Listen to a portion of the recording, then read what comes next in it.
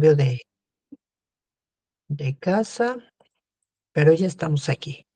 Bien, estamos ya iniciando el segundo espacio abierto para el aprendizaje, en el que vamos a ver seguimos viendo la unidad uno, que se llama Arte y Expresión Comunicativa. Como dijimos en la primera sesión del primer espacio abierto, vamos a ver qué es literatura. Ya vimos que es un arte, que es el arte de la expresión, ya sea de manera oral o de manera escrita, pero también de manera estética a través del uso de un lenguaje literario.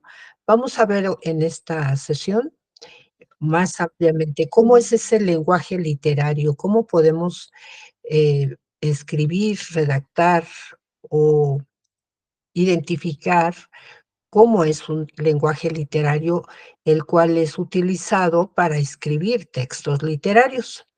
Ya saben, la dinámica es que las preguntas que ustedes tengan, las dudas, las puedan hacer en el momento que les surja, ya sea a través de su micrófono o a través del chat. ¿De acuerdo? También, no omito comentarles que deben siempre conservar o, llevar a cabo las reglas de etiqueta, que es hablar con cortesía, con respeto, con, dirigirse a la persona que le dirijan específicamente, llamarlo por su nombre, etcétera. Si escriben su pregunta, bueno, recuerden que no vamos a usar mayúsculas todo el tiempo, sino mayúsculas y minúsculas. Son parte de las reglas en etiqueta que debemos observar tanto en las sesiones de espacio abierto como en los foros y cualquier mensaje que nos comuniquemos. ¿De acuerdo? Bien, tenemos para eh, permítanme, esta sesión, los puntos a tratar, la bienvenida, que bienvenido Juan Carlos, gracias por estar presente y por ser puntual. Vamos a ir dando la bienvenida como se Gracias a presente usted. y gracias, y vamos a estar, saludando a todos conforme se integre. Después vamos a hablar un poquito acerca de la función comunicativa, porque vamos a encontrar cuál es la función que más se utiliza dentro de la literatura. Es decir, con qué objetivo los autores escriben textos literarios. ¿Cuál es la función comunicativa que ellos pretenden entablar con su lector a través de sus textos literarios?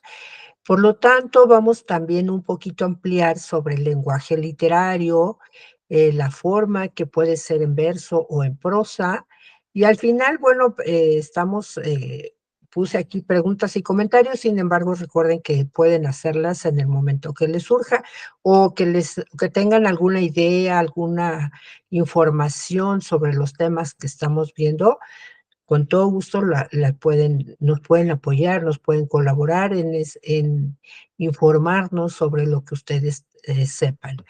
Y al final una pregunta para saber qué tanto aprendimos en la sesión de hoy. Bien, la función de la comunicación. Según Roman Jacobson, es un lingüista que se ha dedicado a estudiar la lengua. eh, Él nos propone 6 tipos de funciones de la comunicación, es decir, ¿con qué objetivo nos comunicamos los seres humanos? ¿Con qué intención nos comunicamos, no? Entonces, él propone, 2, 4, 6 funciones, y 2 de las cuales son las que más se apegan a la función que persigue la literatura. La puse aquí en verde, pero tenemos 6, la función apelativa o conativa. Vamos a ver en un momentito un ejemplo, cuáles son los recursos que utiliza, en fin. También está la función emotiva o expresiva, que les decía que la literatura persigue precisamente esa función, es decir, busca a través de sus textos literarios crearnos una emoción, o una expresión, un sentimiento, provocarnos emociones y sentimientos. También está la función estética o poética, es decir, expresar mensajes, pero de forma bella, de forma estética. La estética, pues, tiene que ver con la belleza, ¿de acuerdo? Entonces, vamos a ir relacionando siempre la literatura con la función estética o poética. También tenemos la función fática o de contexto, la función metalingüística y la función referencial o informativa. Cada una tiene, por supuesto, su función y algunos ejemplos de cómo podemos identificarla o utilizarlas serían las siguientes. La función emotiva o expresiva, les decía que son como que la intención que más se utilizan los autores dentro de un texto literario. ¿Por qué? Porque buscan expresar sentimientos y emociones del emisor, es decir, el que da el mensaje, el que escribe, en este caso el autor, el que escribe expresa sus sentimientos y emociones. Los recursos que utiliza, pues son a través de expresiones exclamativas o interrogativas.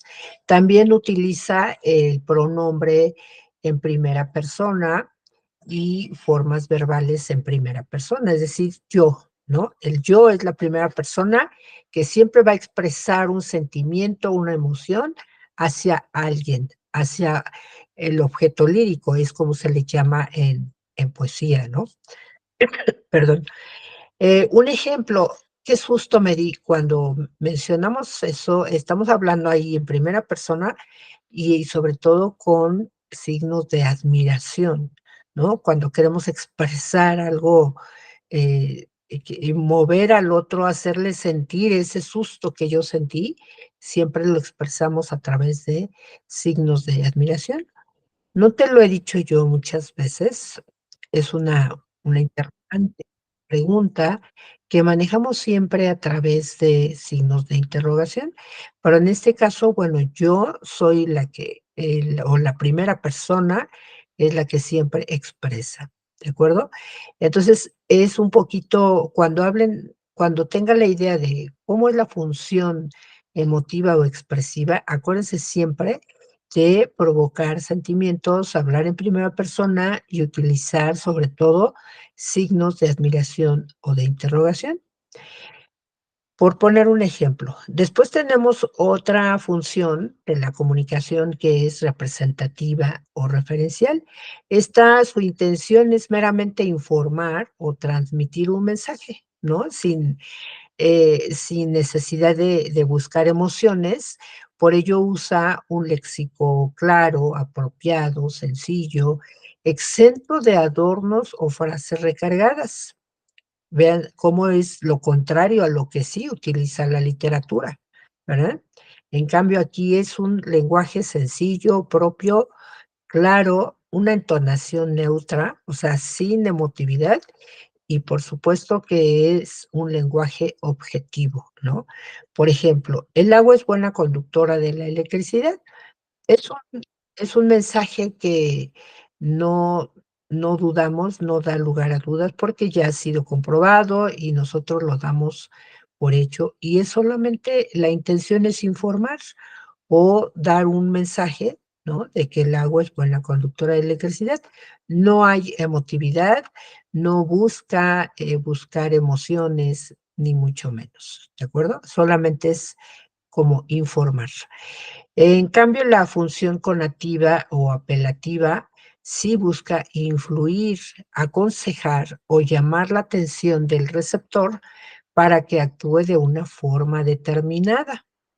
Y para ello usa pronombres y formas verbales en segunda persona.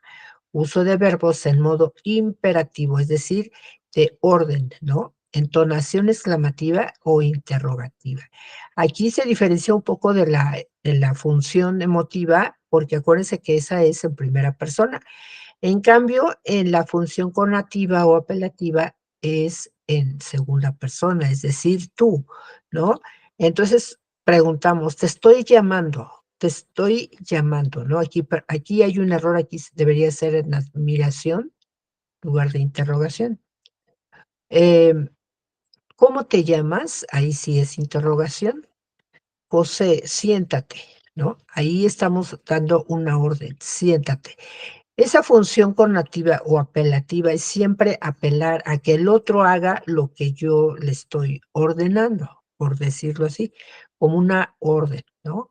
Como que queremos que el otro actúe como yo quiero que actúe. Por eso es apelar a que el otro haga lo que yo le estoy pidiendo, ¿de acuerdo?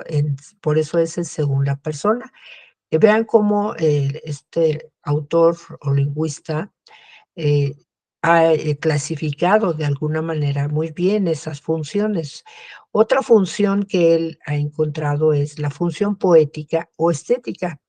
Aquí la función o la intención es que se expresa un mensaje, pero de forma bella, tomando en cuenta la lengua y sus recursos. ¿Cuáles recursos? Los propios de la lengua literaria, es decir, un vocabulario selecto, un lenguaje cuidado y el uso de recursos que evoquen belleza. Vamos a ver un ejemplo, les decía la vez pasada. Las nubes, cual copos de algodón esponjosos, flotan en el azul del firmamento. Vean cómo ahí la función meramente es estética, expresar belleza, porque si usáramos un lenguaje objetivo o la función fuera solamente informar, como si fuera una función representativa o referencial, diríamos que las nubes flotan en el cielo, ¿verdad? Directamente, objetivamente, y no hay lugar a dudas, no buscaríamos ahí la emoción o la esteticidad o la belleza. En cambios, el autor prefiere agregarle, mencionarlo de forma bella para agradar al oído, a los sentimientos del lector. Por eso lo pronuncia mejor de esta manera. Las nubes, cual copos de algodón, esponjosos, flotan en el azul firmamento.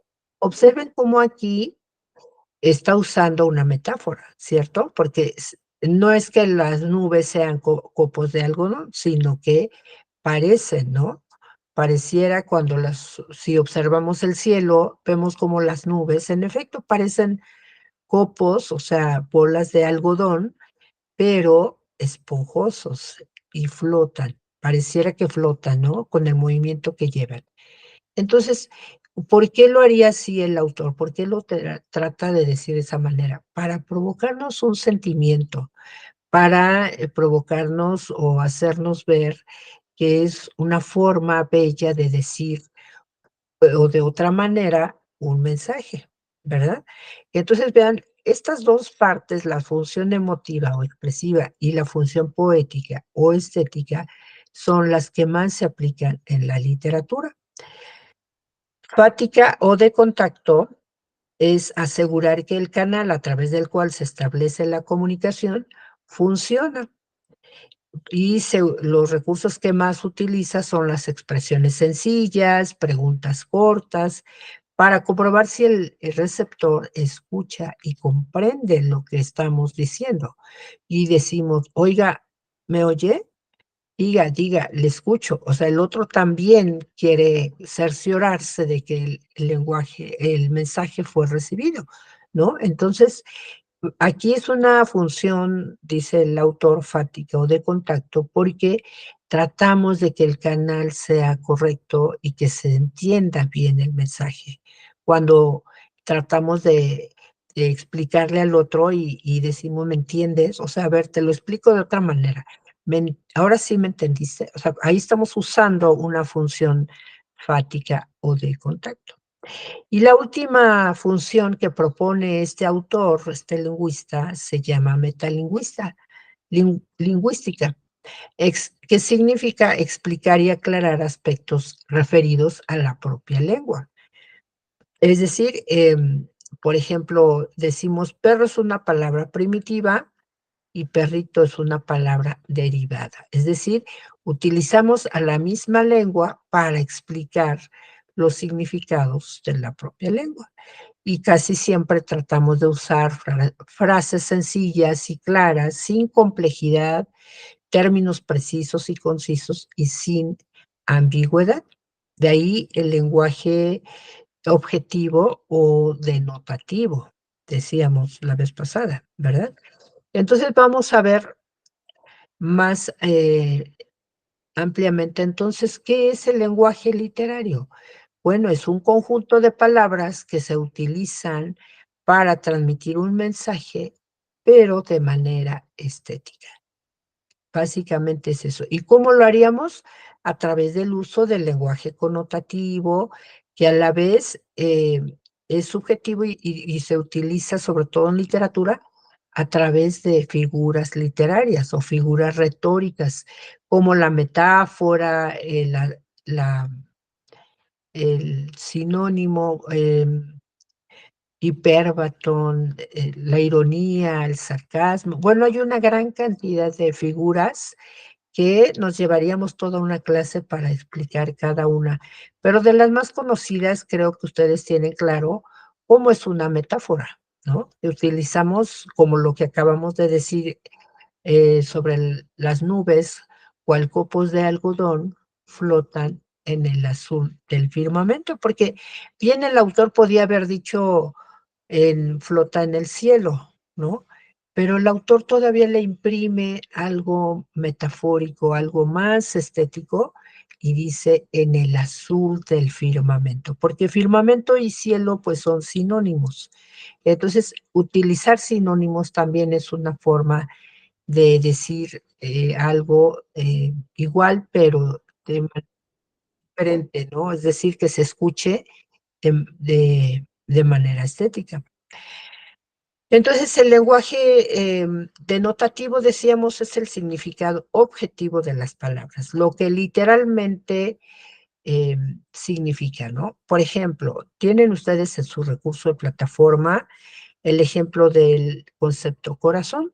Sabemos, en efecto, que es un órgano muscular que bombea la sangre por todo el cuerpo y está dentro de nuestro cuerpo, ¿no?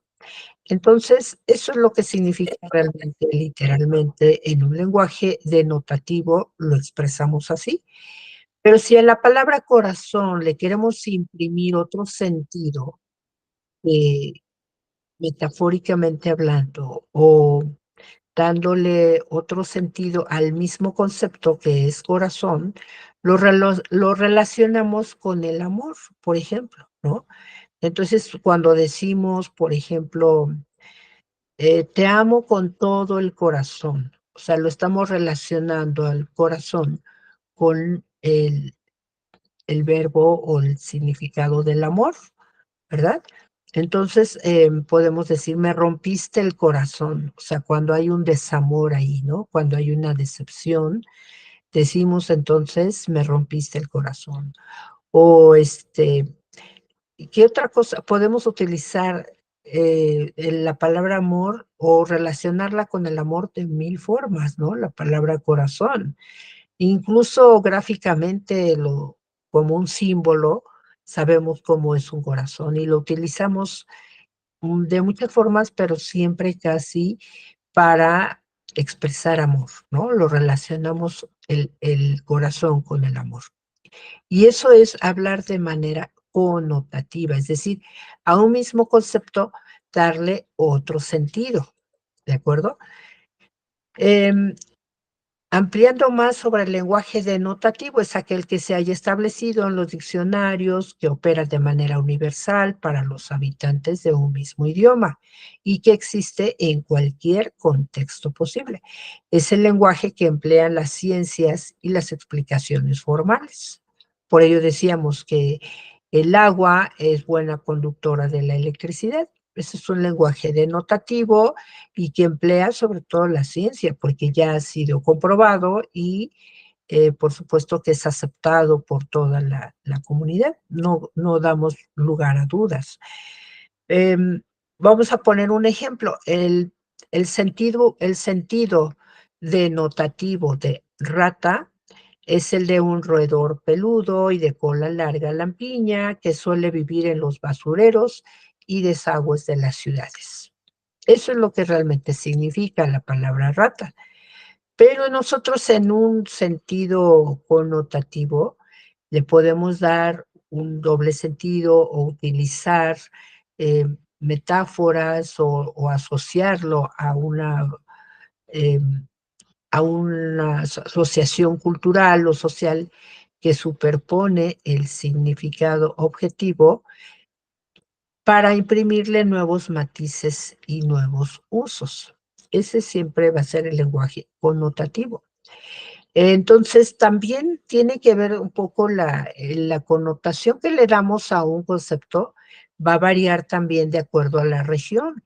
Por ejemplo, en un país, en Venezuela, a la palabra rata se refiere a alguien cruel o malintencionado, mientras que en Argentina se le da el uso de mezquino o avaro o poco generoso. Y en México ¿qué sentido connotativo le daríamos a la palabra rata? Aquí es un poco parecido, ¿no? En Venezuela es una persona cruel o malintencionada. En Argentina es alguien mezquino, avaro o poco generoso, o codo, diríamos acá nosotros, ¿no? Pero a la palabra rata, ¿qué sentido connotativo le daríamos en México? Sobre todo en Tepito, díganme, coméntame, Juan Carlos, y para ti, ¿qué se significaría la palabra rata eh, en nuestro país? Pues la palabra rata para mí es, pues luego aquí en mi casa hay ese tipo de seres vivos y uno no vive a gusto porque salen de todos lados, de coladeras, de las azoteas, son trepadoras y si uno se descuida, puede uno enfermarse. Pero Así es, también hay muchas ratas aquí de dos patas donde yo vivo. así es, Entonces, ¿verdad? sí, sí. Es decir, le llamamos ratero, ¿no? Alguien Ujú, que roba, alguien que estafa, alguien que engaña. Ese es el sí, sentido connotativo que le daríamos a la palabra rata. Y que en efecto es ujú, un roedor, objetivamente hablando, un roedor peludo de cola lampiña que vive en los desagües y en los basureros. sí, sí, Pero también se le da otro sentido, ¿verdad? sí, exacto, sí. ¿Ok? Vemos otro ejemplo o varios ejemplos del lenguaje denotativo. La palabra pájaros, por ejemplo. Los Ujú, pájaros son animales voladores, emplumados y bípedos. Eso es lo que realmente significan. Pero si a ujú, la palabra pájaros le damos otro sentido, un lenguaje connotativo, diríamos, por ejemplo, más vale pájaro en mano que 100 volando. ¿No? sí. Ahí lo aplicamos. ¿Y qué significaría para ti? En el sentido connotativo, Connotativo, ajá. bueno, sí lo comprendí. Aquí de lo denotativo habla de, por ejemplo, en este ejemplo de los pájaros lo explica cómo son los pájaros. Y en el connotativo le cambian algunas palabras o un sentido, le dan otro sentido a la palabra Sí, pájaro. pero que el significado sería que más vale tener algo seguro, ¿verdad? Sí, sí, sí, El ese sí le dan tener el más sentido. vale pájaro en mano, es decir, Ese es un algo, refrán, tener ¿no? algo Es un seguro. refrán. ¿Es un refrán Exacto, o no sé cómo se le llama? así es. Ese lo he escuchado. Exactamente, precisamente en los refranes es donde Ujú. utilizamos mucho este lenguaje connotativo. Okey, sí, Por sí. ejemplo, vemos otro, en la en esta ciudad hay muy pocos perros callejeros. Esa es una frase, un mensaje objetivo, denotativo. Objetivo del Pero si la palabra denotativo, sí. perro, exacto, la aplicamos en este otro que dice: "En esta ciudad llevamos una vida de perros".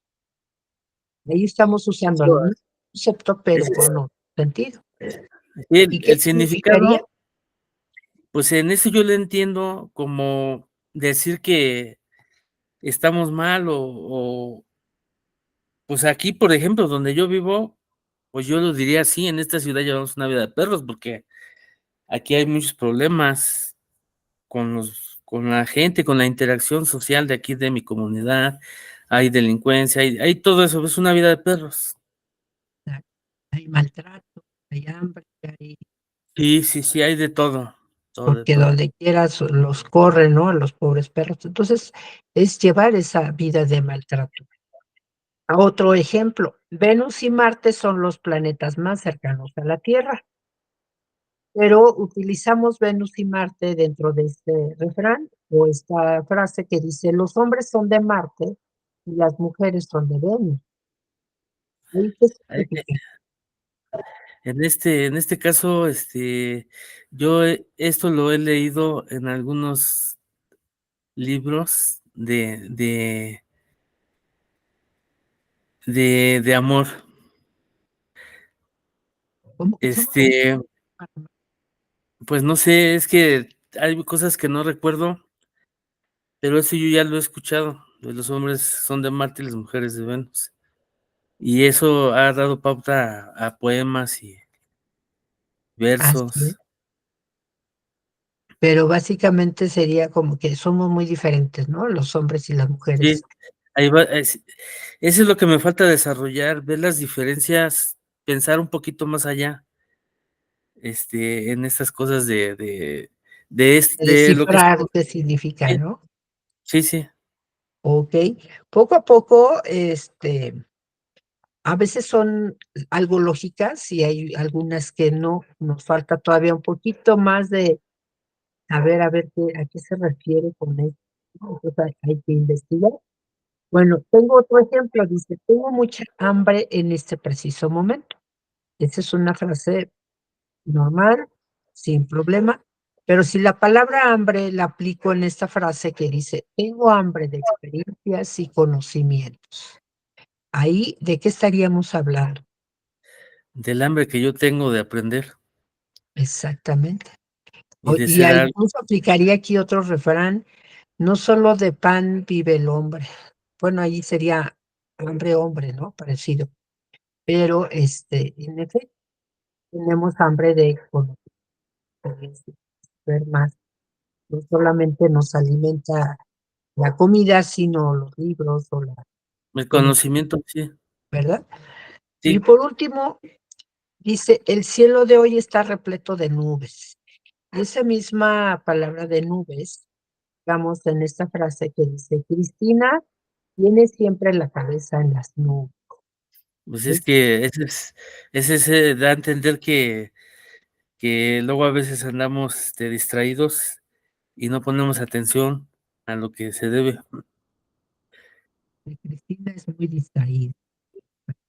Entonces, Sí, realmente ese es el sentido del lenguaje connotativo, de darle ujú, un sentido a la misma frase o al ujú. mismo concepto que literalmente en lenguaje denotativo significa una cosa, pero ya cuando le damos el sentido connotativo, otra cosa.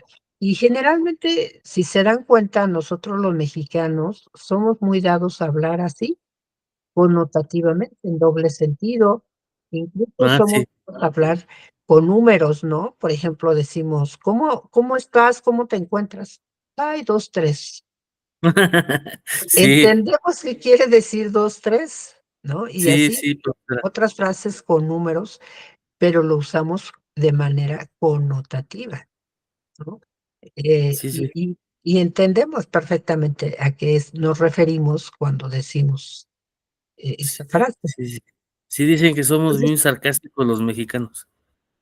exacto, el sarcasmo es una figura literaria que constantemente usamos, la metáfora, y los refranes, somos muy dados a hablar con muchos refranes.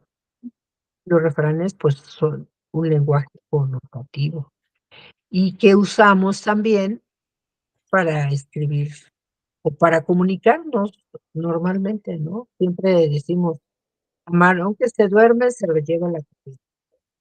Y cuando el camarón sabemos sí, denotativamente que es un crustáceo, que es marino, que se come y está sabroso. Pero camarón que se duerme se lo lleva la corriente. ¿Y qué significaría? sí, ese de camarón que se duerme ha sido ya muy nombrado, ¿no? Muy usado, ¿verdad? Como que aquel que se descuida, pues le va mal, ¿no? Algo así. Sí, O se va quedando ahí sí, se va quedando atrasado. rezagado. Entonces, Sí, vean cómo de alguna manera estamos utilizando todos los días ese lenguaje comunicativo.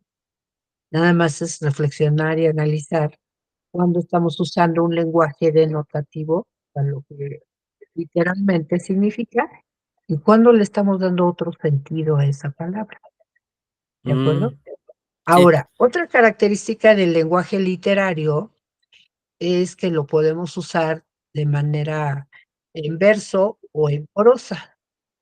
En verso es cuando usamos una serie de frases que están sujetos a ritmo, medida, a cadencia, a rima. Para eso buscamos conceptos que rimen uno con otro y obviamente es más elaborado, más buscado sí, y bien utilizado sobre todo en poesía y a través de figuras literarias. En cambio, la prosa es una forma de expresión lingüística habitual, como normalmente nos comunicamos. No está sujeta a ah, medida, cadencia del verso, ni rima, sino en un lenguaje cotidiano, como normalmente hablamos, de manera corrida. No okey, utilizamos okey. la medida, la rima, la musicalidad que se requiere para una poesía, para un verso, ¿no? Sí, Entonces, esa también le forma parte del lenguaje literario, utilizarlo en forma de verso o en forma de prosa. Por ejemplo, prosa. Era el mes de mayo, hacía calor y los trigos comenzaban a crecer. El campo estaba lleno de flores y los pájaros cantaban. Los enamorados paseaban. Vean como aparentemente estamos hablando como poéticamente, sin embargo es prosa. En cambio, si lo queremos decir en verso, podemos decir que por mayo era por mayo, cuando hace la calor, cuando los trigos se encañan y están los campos en flor, cuando canta la calandria y responde el ruiseñor, cuando los enamorados van a servir. Vean cómo decimos lo mismo que en prosa, pero ahora ujú, convertimos a verso.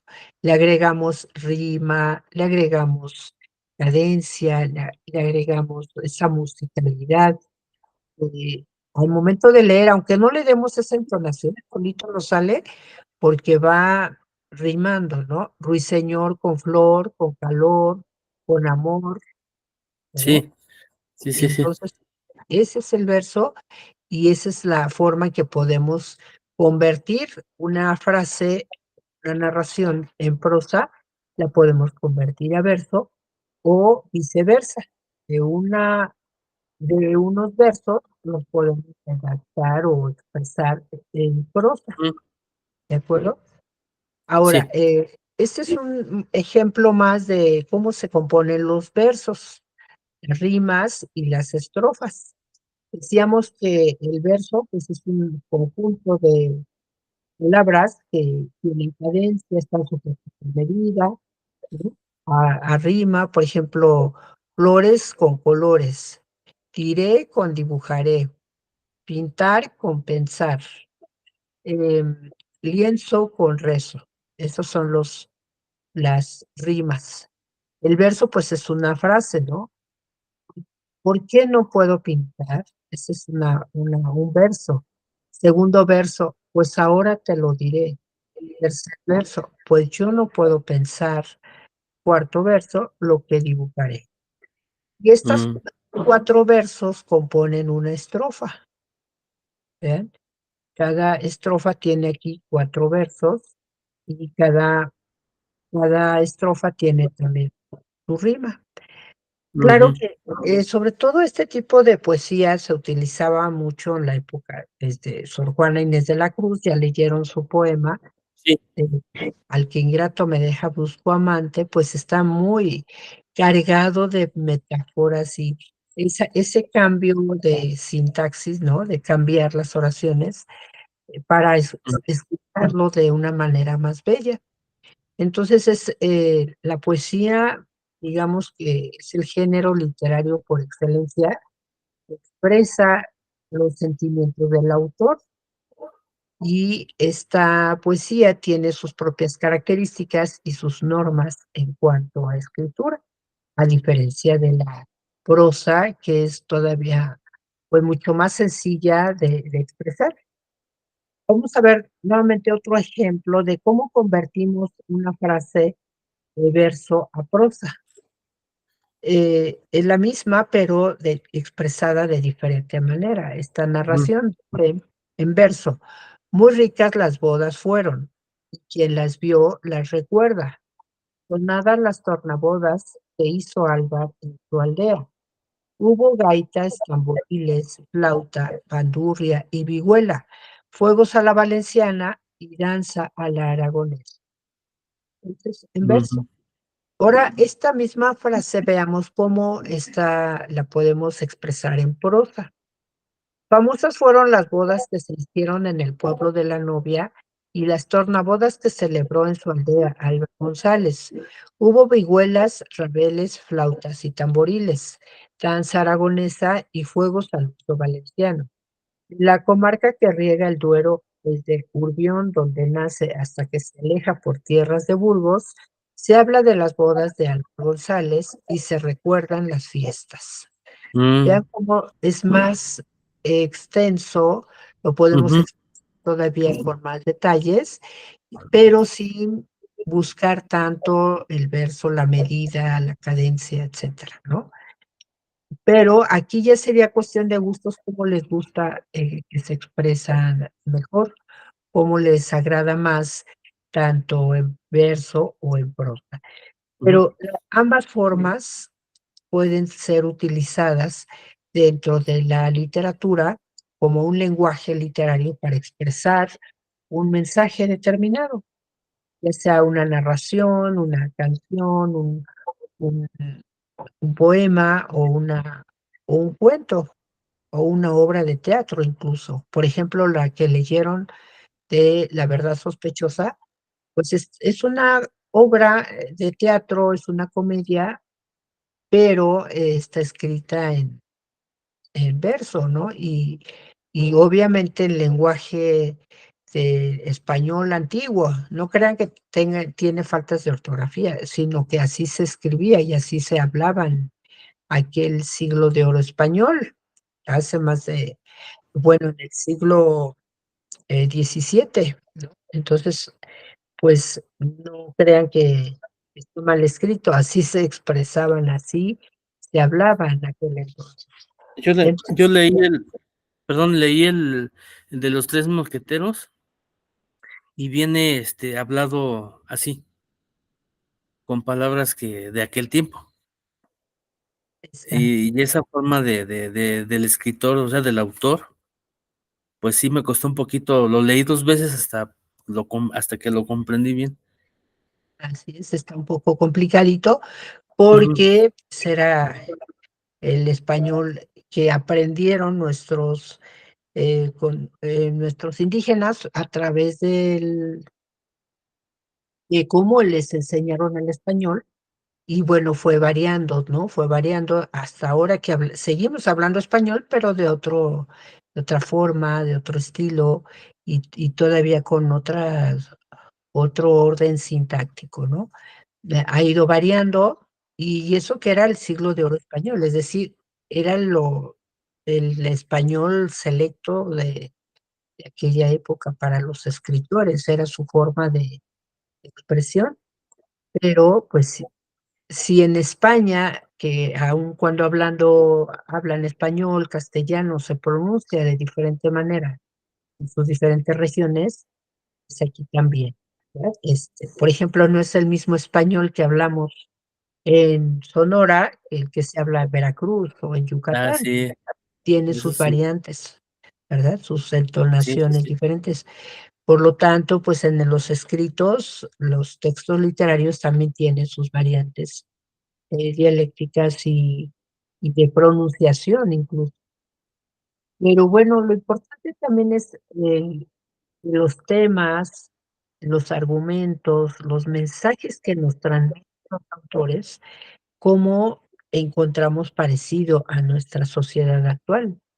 No hay muchas diferencias. Pareciera que fueron ayer, muchas situaciones que se dan en esos textos, pareciera que lo seguimos viviendo hoy, ¿no?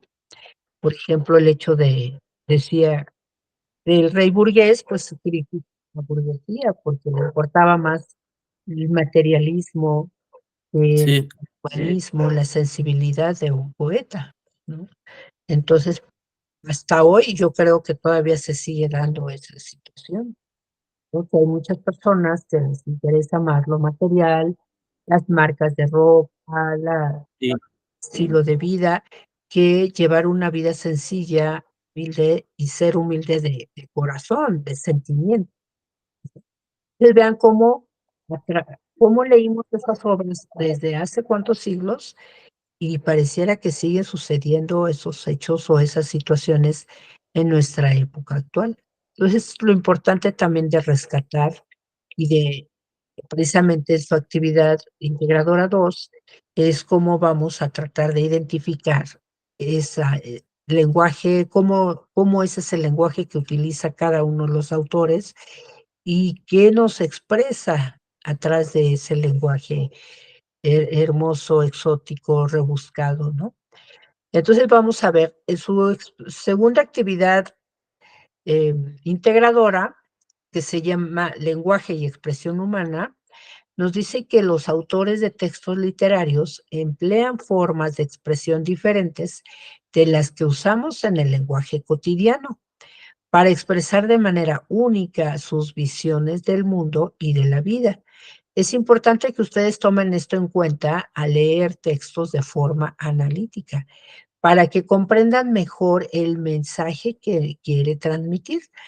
Aquí, en su actividad, van a realizar con el propósito de comparar la forma en que se abordan las preocupaciones individuales, sociales y artísticas, además del lenguaje utilizado en dos textos literarios. Uno se llama La canción del oro y otro es la fábula El perro y el cocodrilo. Entonces, permítame compartirles el, nada más para ver rápidamente cómo es el lenguaje que se utiliza en la canción del oro.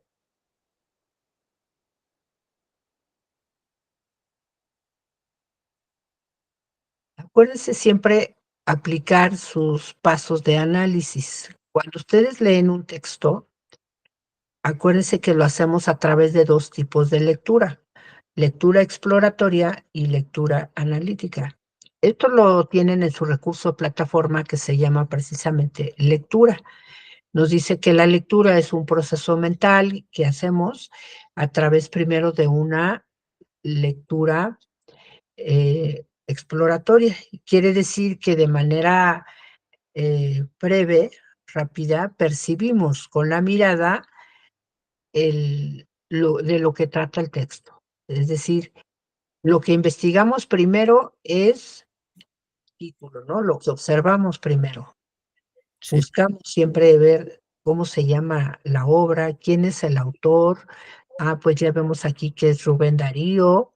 Vemos rápidamente que está en una página que se llama Wikisource, el título es La canción del oro, y le damos una pasada rápida,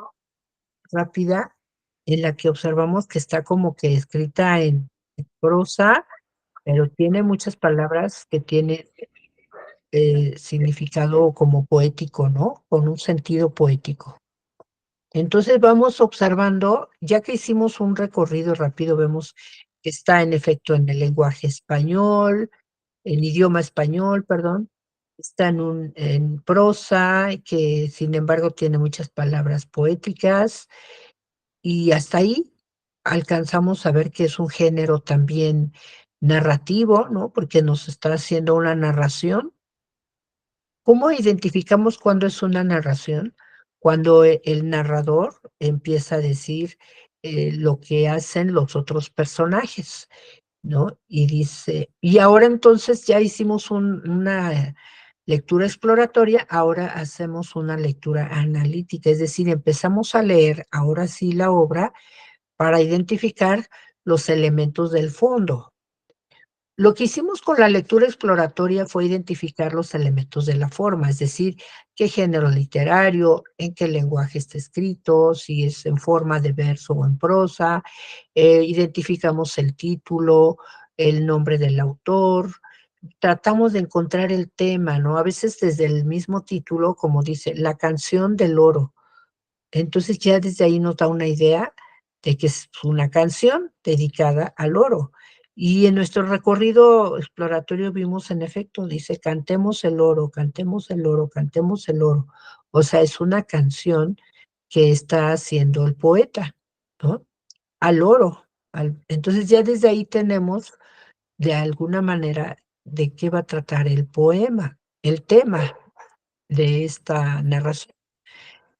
Y Sí, entonces ahora con la lectura analítica lo que hacemos es ir encontrando los elementos del fondo. Acuérdense, ¿cuáles son los elementos del fondo? El argumento, el tiempo, el espacio, las acciones de los personajes y los mismos personajes, ¿no?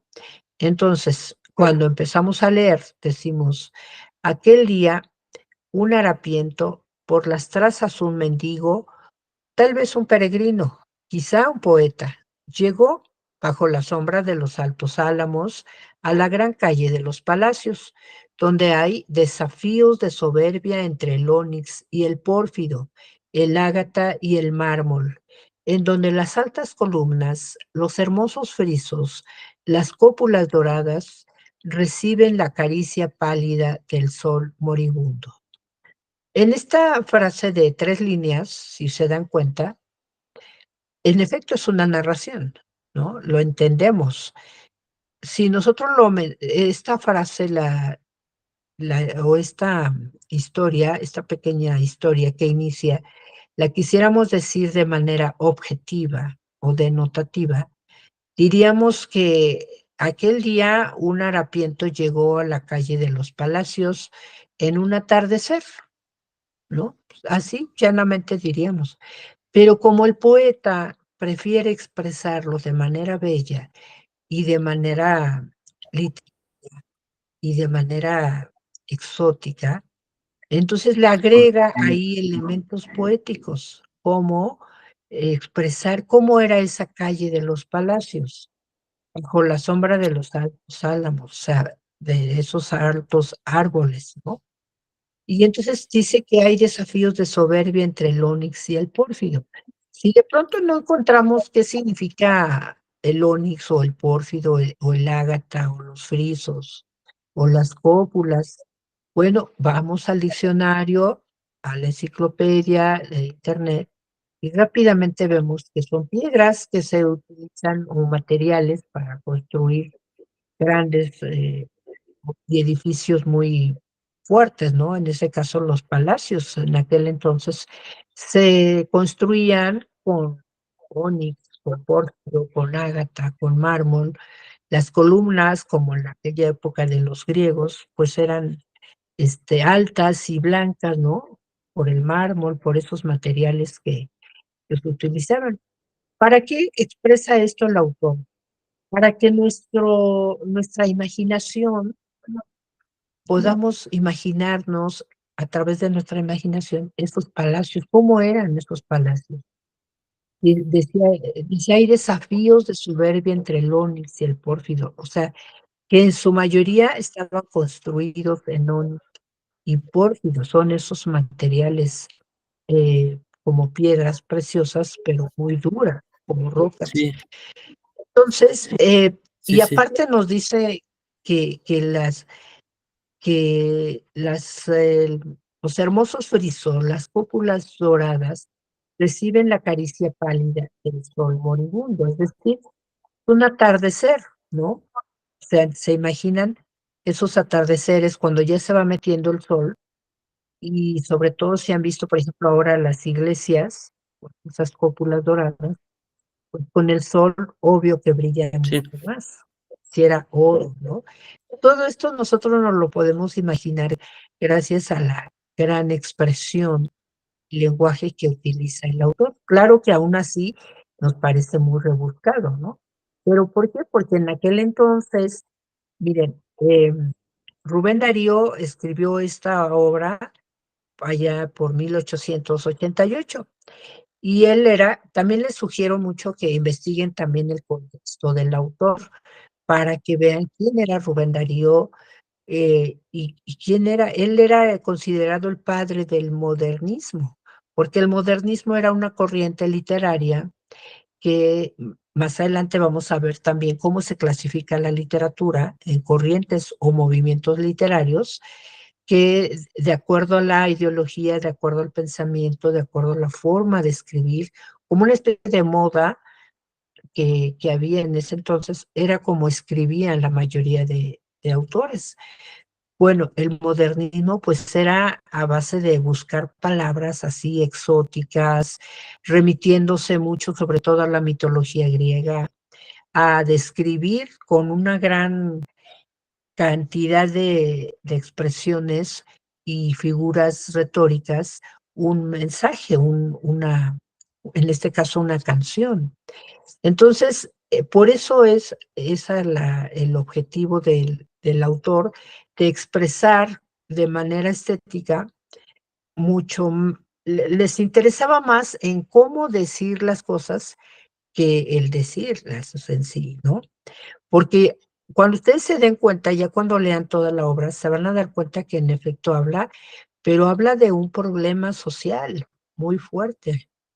Sin embargo, nos lo expresa de manera bella, con un lenguaje literario muy, muy exquisito, pudiéramos decir, muy exacerbante de muchas metáforas y formas de decir algo tan sencillo, ¿no? Como hablar de las clases sí. sociales. Sin embargo, lo prefieren describir de manera bella.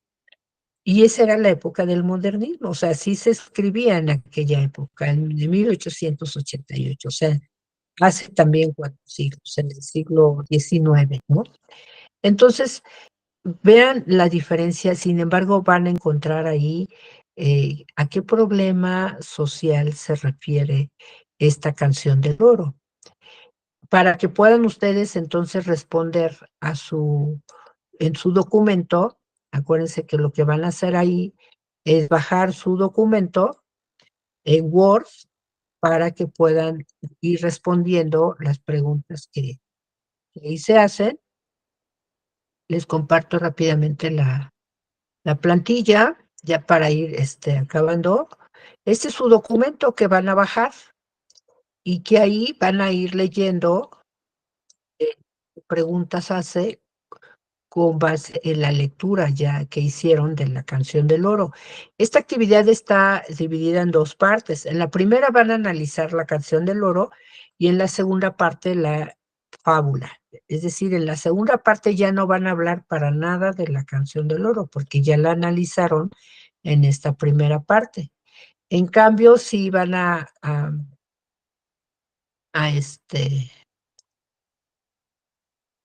a hablar de la fábula en la segunda parte. Entonces, en esta primera parte, acuérdense siempre de colocar sus datos, su nombre, su grupo, la fecha, nombre de su asesora y nombre de la actividad. Después dice, lee el cuento La canción del oro y responde las preguntas. ¿Qué aprendiste del texto? Justifica tu respuesta. Cuando dice justifica, es decir, explicar por qué ¿por qué aprendiste esto del texto? O qué no entendiste, o qué no te gustó, o por qué ¿Por qué no habrás aprendido algo? Si es que así te parece. Pero siempre explicar por qué. 3, 4, 5 líneas serían suficientes. ¿Identificaste alguna problemática de la vida real, ya sea social o individual en el texto?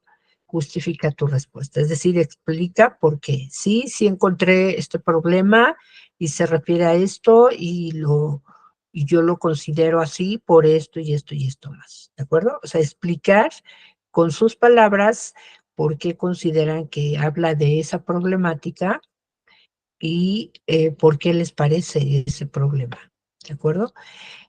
Después dice, ¿qué opinan sobre el lenguaje que utiliza el autor? Claro, aquí es su propia opinión de ustedes con base en lo que ya investigaron, lo que ya leyeron, por qué entonces Rubén Darío, que si la forma de escribir de aquella época, que si el lenguaje, etcétera, ¿no?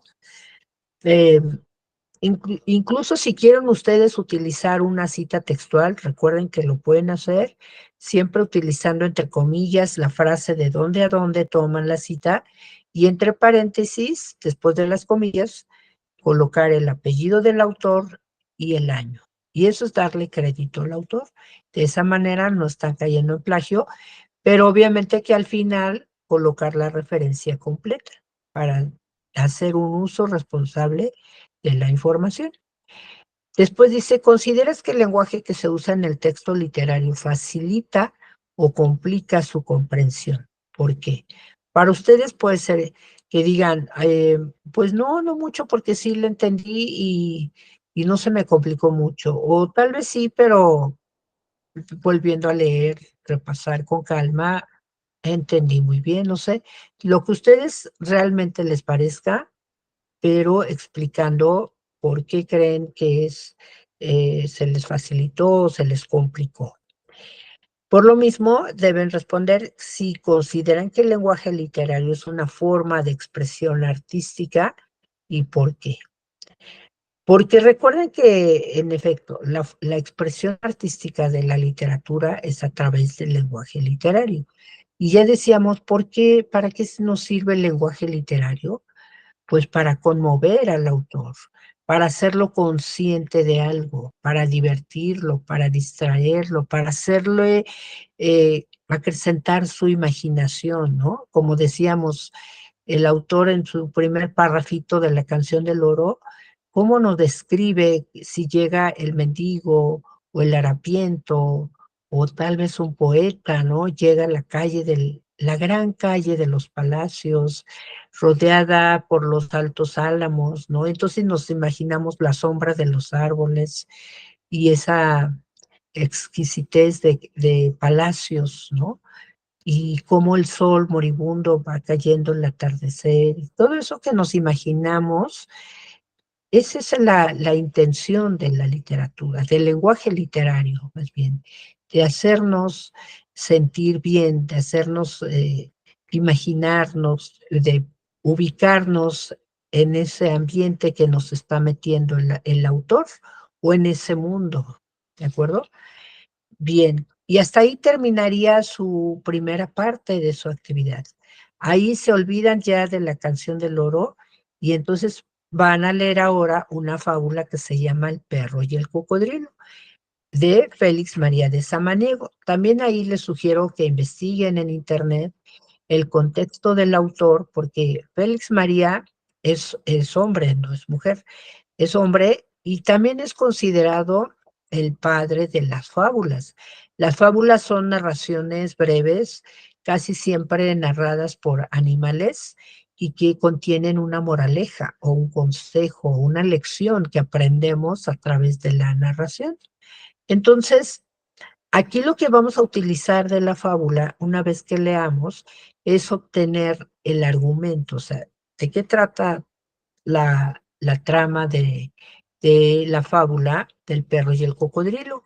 Y lo vamos a narrar aquí en este recuadro del inciso A con nuestras propias palabras como si se lo contáramos a un amigo, ¿no? Entonces decimos, ¿qué crees? Te voy a contar algo que observé. Resulta que esta es la historia de un perrito y ahí lo narran a su manera, cómo lo leyeron, cómo lo entendieron.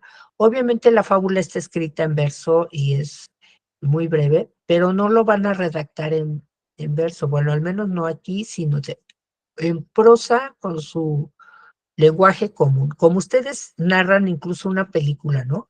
Cuando salen de ver una película y dicen, oye, ¿qué crees? Tienes que ir a ver esta película, está buenísima, mira, se llama así y trata de esto, y entonces se lo narran a veces sin contar el final para no hacerlo perder la emoción, pero interesan a su amigo o su familiar de que vayan a ver la película. Bueno, algo así van a hacer con esta primera narración en el inciso A, con un lenguaje común. Ahora, ese mismo escrito que hicieron, esa misma redacción del lenguaje común, ahora lo van a hacer ese mismo en el inciso B, pero cambiándole a un lenguaje connotativo, un lenguaje literario. El mismo cuento que ustedes narraron, pero ahora tratando de utilizar ese lenguaje literario. ¿De acuerdo? Esta es su primera producción literaria que ustedes van a hacer con el argumento de la fábula El perro y el cocodrilo. Es decir, de la fábula lo único que le van a tomar es la historia, la trama de la historia, pero no es que aquí vuelvan a escribir la fábula, no, o si lo quieren hacer ustedes en verso se vale, pero diferente a la fábula, porque si no, entonces ya estaríamos copiando lo mismo de la fábula, no, se trata de que ustedes de su cabecita salga pues tratando de crear algo diferente, ¿no? Como lo que hizo Rubén Darío con la canción del oro, ¿no? Narrando cómo llegó el mendigo a la calle de los Palacios, así, pero buscando esas palabras, a esas metáforas, ustedes también traten de buscar alguna metáfora, algún lenguaje más rebuscado, más formal, por decir, si en lugar de perro usamos un sinónimo como can, sabueso,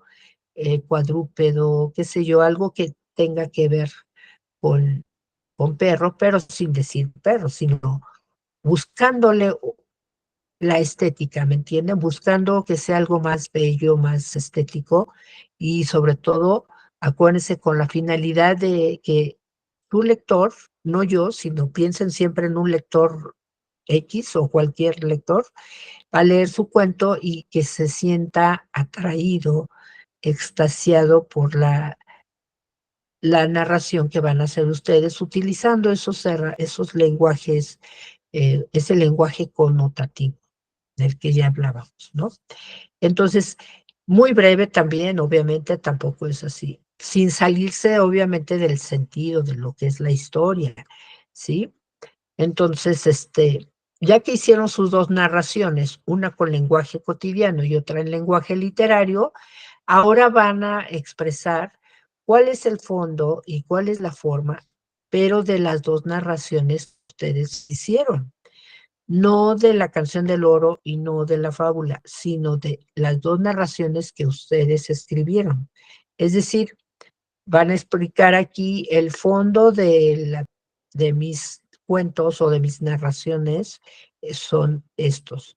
El, la forma de los textos que yo redacté es esta, ¿no? Acuérdense cuál es la forma. La forma es cómo se dice o cómo nos dicen los autores sus ideas, sus sentimientos, sus emociones, lo que ellos nos quieren expresar, cómo nos la dicen, a través de qué género literario, a través de qué forma de lenguaje, verso, prosa, a través de si es un género lírico, narrativo, dramático, etc. Esa es la forma. Y el fondo es cómo nos lo dicen, qué es en el fondo de qué trata la obra, qué es lo que nos quiere dar a conocer, en este caso Samaniego, con esta fábula, ¿de acuerdo? Pero no hablando de la fábula, sino de sus dos narraciones. ¿Ustedes qué nos quisieron dar a conocer con sus dos narraciones? ¿De acuerdo? Y al final pues como ya utilizaron aquí sus dos lenguajes, lenguaje cotidiano y lenguaje literario, pues aquí ya nada más es discernir cuál les gustó más, el lenguaje el literario o el cotidiano en el momento que escribieron su obra. A algunos se les va a facilitar más la forma literaria y a otros más la forma cotidiana. Entonces, pero simplemente explicar aquí por qué se les facilitó o por qué se les dificultó, ¿de acuerdo? Y al final, recuerden siempre las referencias bibliográficas o eh, ya sea de tanto de los textos que leyeron como algún otra fuente que hayan consultado, ya sea algún diccionario, alguna enciclopedia o algún contexto de algún autor que hayan investigado, por favor refieran eh, sus libros o lo que hayan consultado, sus fuentes de consulta. Siempre recuerden el apellido, el nombre del autor, ya se escribe completo, entre paréntesis el año, el nombre del título de la obra o del texto o del artículo, después el sitio donde lo obtuvieron, en este caso es Biblioteca Virtual Universal, y ahora sí al final la liga, que es la dirección electrónica de donde lo encontraron, ¿de acuerdo? Y ahí termina su actividad integradora 2. Recuerden revisar nuevamente para que no se vaya por ahí faltas de ortografía, eh, en fin, alguna otra situación que tengan que corregir, ¿de acuerdo? Bueno, ¿alguna pregunta hasta aquí, Juan Carlos? No, no, asesora, fíjese que estoy comprendiendo ahora sí que la mayoría de cosas que tenemos que hacer. Y como usted dijo, para el proyecto integrador debemos de estudiar mucho estas 3 semanas para poder llegar ahora sí que al aprendizaje. Al final se va a Sí, ver. yo les sugiero pongan mucha atención en los pasos de análisis. ¿Cuáles son los pasos que vamos siguiendo para analizar un texto? Porque en su proyecto integrador, en la última semana, van a tener que ordenar sus pasos de análisis de acuerdo a cómo lo han ido aprendiendo, cómo se les facilita más, pero si son varios pasos. Entonces, les decía, desde la lectura exploratoria, analítica, son pasos de análisis. Los pasos del fondo son pasos de análisis, los pasos de la forma también son elementos de análisis. Entonces, todos esos cuentan para que ustedes vayan viendo cómo se les facilita más. Entonces, un poco el objetivo de esta actividad integradora 2 es que ustedes vayan identificando el fondo y la forma de un texto literario y también cómo es el lenguaje literario, cómo lo utiliza un autor y el otro. Y ustedes para que practiquen, para que también vayan poniendo en juego su habilidad de redactar y de producir una obra literaria con un lenguaje literario en comparación de un lenguaje cotidiano. ¿De acuerdo? Entonces esperamos que les vaya muy bien, les deseo el mejor éxito para estas actividades. Y bueno, si no hay preguntas, como también ya participaste, Juan Carlos, ya tienes tu punto, Gracias. nada más preguntaría, ¿para qué sirve el lenguaje literario? A ver si nos quedó claro, a ver si aprendimos tantito esta sesión. Para ¿Para qué expresar sirve? emociones, sentimientos, mm, yo creo que nada más. Ajá, Es pero una el forma de objetivo comunicación. Sí, sí. es que el Eh, lector bueno, también es que no me salen las palabras, pero también es sí, depende del tiempo y del espacio y la forma de pensar de los escritores en aquel tiempo en que produjeron esa obra. y nos sirve para más que nada es expresar, es una expresión. No es Forma igual que el lenguaje cotidiano, este lenguaje literario sí veo la diferencia, pero no sé cómo expresarlo. Sí, ya lo comprendí y que espero que en adelante me salgan mejor las cosas. sí, no, no te preocupes. La idea es que quede claro y aunque a veces nos cuesta explicarlo, pero sí lo entendemos, ¿no? Que nos sirve para que el lector, pues, se conmueva, se haga consciente de una problemática o en un mensaje, o que entienda el mensaje que está transmitiendo el autor, pero de manera estética, ¿no? De manera que se conmueva, que acrecente su imaginación, que su ensoñación, su fantasía, ¿no? Que a veces nos metamos en ese mundo que nos transmiten los autores.